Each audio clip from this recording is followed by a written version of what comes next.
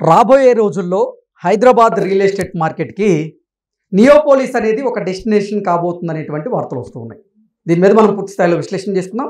ప్రస్తుతం మనతో పాటున్నారు real estate మార్కెట్లో సుదీర్ఘమైనటువంటి అనుభవం కలిగినటువంటి ప్రముఖ real estate expert Smita Krishnamurthy గారు. వారితో మాట్లాడదాం. మేడం నమస్తే. మేడం నమస్తే అండి. ప్రస్తుతం హైదరాబాద్ రియల్ ఎస్టేట్ మార్కెట్కి నియోపోలిస్ అనేది రాబోయేటువంటి రోజుల్లో ఒక డెస్టినేషన్గా మారబోతుంది అనేటువంటి వార్తలు వస్తూ ఉన్నాయి. ఏంటి ఆ పరిస్థితి ఉందంటారా క్షేత్రస్థాయిలో?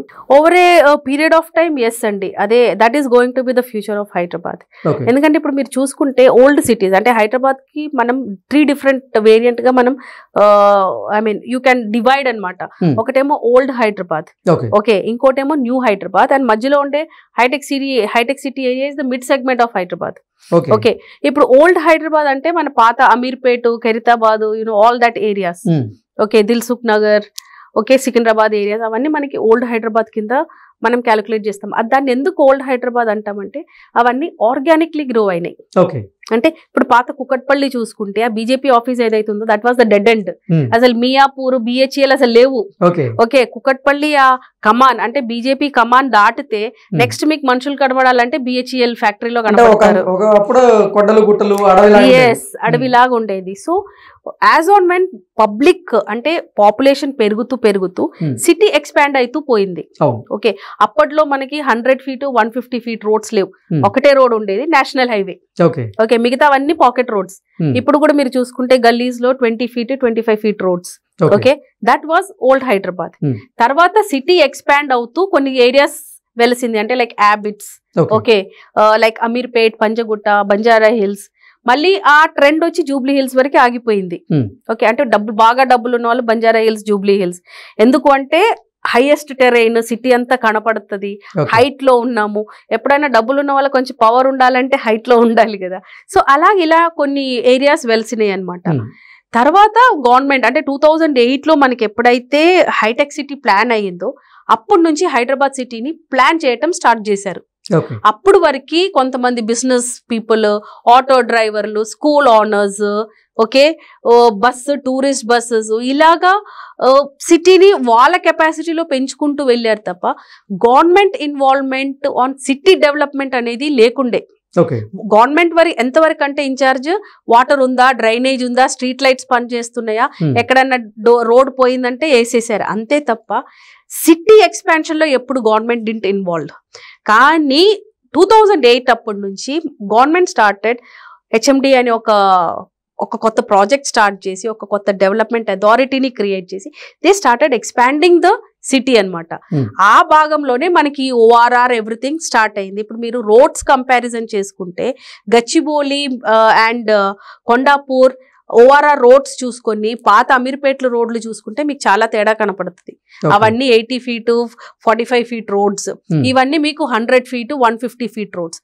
అలాగనే ఇప్పుడు నెక్స్ట్ ఎక్స్పాన్షన్ గవర్నమెంట్ ప్లాన్ చేసేది is Neopolis. Okay, so future అంతా మనకి నియోపోలిస్, కోకాపేట్ ఏరియా అంటే అది కరెక్టేనండి. నియోపోలిస్ దగ్గర ప్రస్తుతం రియల్ ఎస్టేట్ మార్కెట్ ఎలా ఉందంటారు? రియల్ ఎస్టేట్ మార్కెట్ అంటే నియోపోలిస్ లో మీరు నేను వెళ్ళి ల్యాండ్ కొనలేము, ఎందుకంటే అక్కడ ప్రైవేట్ ల్యాండ్స్ లేవు. ఇవంతా మనకి గండిపేట చుట్టుపక్కల ఉండేటివన్నీ గవర్నమెంట్ ల్యాండ్సే. సో అక్కడ ల్యాండ్ కొనాలంటే మీరు ఆప్షన్ లోనే కొనాలి. అంటే మీరు ఆప్షన్ ఎప్పుడైతే ఉంటుందో దాని ముందు ఎప్పుడైతే వాళ్ళు నోటీస్ ఇస్తారో మీరు దానికి అప్లికేషన్ సబ్మిట్ చేసి మీరు ఆప్షన్ లో ల్యాండ్ కొనాలి. సో ఆప్షన్ లో ల్యాండ్ కొనాలి అంటే ఏంటి, గవర్నమెంట్ ఒక ధర ఆల్రెడీ దానికి పెట్టేశారు, దానిపైన ఎవరు ఎంత పలికితే ప్లాట్ వైజ్ అవి ప్లాట్ కూడా ఏంటి 4 acres 5 acres, అక్కడ మరి మీరు వెళ్ళి 200 గజం అంటే లేవు. ఓకే, సో ఆ రేట్ అనేది అది మీరో లేదంటే నేనో లేదంటే పక్కనోడు చేసింది కాదు, గవర్నమెంట్ హ్యాస్ డిసైడెడ్. సో అది హైపా కాదా అనేది అది గవర్నమెంట్ చేతిలోనే ఉంది. అంటే గవర్నమెంట్ నిర్ణయించినటువంటి ధర కంటే కూడా కొన్ని రియల్ ఎస్టేట్ సంస్థలు అధికంగా ధనం వెచ్చించి కొనుగోలు చేస్తూ ఉన్నారు. దానివల్ల వాళ్ళకి నిజంగా ఉపయోగం ఉంటుందంటారా? అంటే గవర్నమెంట్ దగ్గర వాళ్ళు అంత ప్రైస్ కి కొంటున్నారు అంటే గవర్నమెంట్ వాళ్ళకి వేరే రకంగా అనుకూలాలు ఇస్తారు. ఓకే, ఇప్పుడు మీరు ఒక యాజ్ ఎ బిల్డర్ రూపాయి తక్కువ తీసుకోవాలనుకుంటారు కానీ రూపాయి ఎక్కువ పెట్టి తీసుకోవాలని మీరు అనుకోరు. ఓకే, సో డెఫినెట్లీ ఇప్పుడు ఎంఎస్ఎన్ కంపెనీ మొన్న 175 crores పెట్టి రాయదుర్గంలో ల్యాండ్ కొన్నారు. ఓకే, అది వాయబుల్ అంటే అసలు మ్యాథమెటిక్స్ లో ఏ క్యాలిక్యులేషన్ వేసినా అది వైబుల్ కాదు. ఓకే, ఎందుకంటే ప్రీ లాంచ్ లోనే వాళ్ళు అమ్మాలంటే 25,000 పెట్టి అమ్మాలి. ప్రీ లాంచ్ లో 25,000 కి అమ్ముడు పోయేటువంటి పరిస్థితి ఉందంటారా? లేదు. సో వాళ్ళది నిజంగానే ఆ ప్రైస్ పెట్టి ఎందుకు కొన్నారా అనేది అంటే అది nobody can answer. Okay, could be వాళ్ళకి గవర్నమెంట్ నుంచి వేరే రకంగా అనుకూలాలు పొందుంటారు. That is why they might have bought it. ఎందుకంటే ఒక ప్రాక్టికలీ ఒక బిల్డర్ వెళ్ళి అంత ప్రైస్ లో కొనాలి అంటే ఇట్ ఇస్ నాట్ పాసిబుల్. ఇప్పుడు మై హోమ్ భూజాలోనే రీసేల్ ప్రాపర్టీస్ మీరు చూసుకుంటే 17,000 18,000 నడుస్తా ఉంది. అండ్ మై హోమ్ భూజా ఈ suppose to be the biggest community మనకి హైదరాబాద్ లో. దాని పక్కనే ఇప్పుడు MSN వాళ్ళు తీసుకున్నారు. ఇప్పుడు ఆ క్యాలిక్యులేషన్స్ మనం ఆ కన్స్ట్రక్షన్ కాస్ట్, పర్మిషన్ కాస్ట్ అన్ని మనం లెక్క పెడితే ఈవెన్ ఐ క్యాలిక్యులేటెడ్ 23,000 24,000 వస్తుంది. అంటే మై హోమ్ భూజా దగ్గర ఉన్నటువంటి మార్కెట్ ని ఎస్టిమేట్ చేసుకొని కూడా ఈ కంపెనీ అంత ధరకు కొనుగోలు చేసి ఉండొచ్చు అంటారు. ఇప్పుడు ప్రీ లాంచ్ లోనే వాళ్ళు అంత ప్రైస్ పెట్టి కొనాలంటే ఎండ్ యూజ్ అంటే కన్స్ట్రక్షన్ తర్వాత అది 35,000-40,000 వేలకు వెళ్ళాలి. అంటే అది practically I don't think it is possible అండి. నా రియల్ ఎస్టేట్ ఎక్స్పర్టైజ్ పెట్టి చూస్తే చాలా టఫ్ అది. ఓకే, అది వాళ్ళు దాన్ని కమర్షియల్ పర్పస్ కింద ఏమైనా వాడుకుంటేనే అది వైబుల్ అవుతుంది. Like create coming up with 5-star hotel కానీ, ఓకే, అలాంటి కమర్షియల్ వైబిలిటీ ఉంటేనే వాళ్ళకి అది పర్పస్ఫుల్ గా అది వాళ్ళు కట్టిన డబ్బులకి వైబిలిటీ ఉంటుంది. ఉట్టి ఏదో హై రైజ్ అపార్ట్మెంట్ కట్టి అమ్మాలంటే it is not at all viable. Similarly is with Neopolis also. Neopolis లో వీళ్ళు ఇంత రేట్స్ పెట్టి అమ్ముతున్నారు, జనాలు కొంటున్నారు అంటే అది ప్యూర్లీ రెసిడెన్షియల్ పర్పస్ కి అయితే it will not serve the purpose అండి. ఎందుకంటే అక్కడ డెఫినెట్లీ వాళ్ళు కమర్షియల్ ఆస్పెక్ట్ కింద కూడా చూసుకోవాల్సింది. ఎందుకంటే అంతంత ధరలు పెట్టుకొని ఓన్లీ ఫర్ రెసిడెన్షియల్ అంటే ఇట్ ఈస్ ఇంపాసిబుల్. కానీ నియోపోలిస్ లో అడ్వాంటేజ్ ఏంటంటే it is a planned township. మొత్తం HMDA కింద వస్తుంది. ప్లాన్డ్ టౌన్షిప్ అంటే ట్రాఫిక్ కంట్రోల్ ఒకటి ఉంటుంది, రోడ్స్ చాలా వైడ్ అని ఉంది. ప్లస్ ఇంకోటి ఏంటంటే ప్రతి దానికి అంటే ఎయిర్పోర్ట్, ORR, ఓకే, సిటీకి కనెక్టివిటీ త్రూ ORR. ఎందుకంటే అదంతా మనకి ORR కనెక్టెడ్. ఆ అడ్వాంటేజెస్ తప్ప నియోపోలిస్ కి వేరే అడ్వాంటేజెస్ లేదు.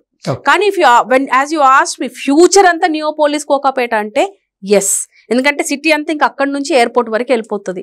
ఇప్పుడు నియోపోలిస్, కోకాపేట్, బుద్వేల్ ఆల్రెడీ మనం చూసాము. ఇదేంటి అంటే ప్రభుత్వం క్రియేట్ చేస్తున్నటువంటి మార్కెట్ అది? Yes, it's government created, man made. అది it's not organic. Hyderabad development కి 400 years ఆఫ్ హిస్టరీ ఉంది. కానీ నియోపోలిస్, కోకాపేట్ కి ఆ హిస్టరీ రాదు. It's fully hand made. ఇప్పుడు మనకి దుబాయ్ ఎట్లా, దుబాయ్ ని ఎలా తయారు చేశారు? Full planned city. అలాగనే ఈ ఏరియాస్ కూడా మనకి ఒక రకమైన ప్లాన్డ్ సిటీగానే ఉంటుంది. కానీ ఈ నియోపోలిస్, కోకాపేట్కి నెక్స్ట్ 5 years 10 years ఫ్యూచర్ అయితే లేదండి. You have to see that beyond 20 years. Okay madam, thank you so much. Thank you అండి.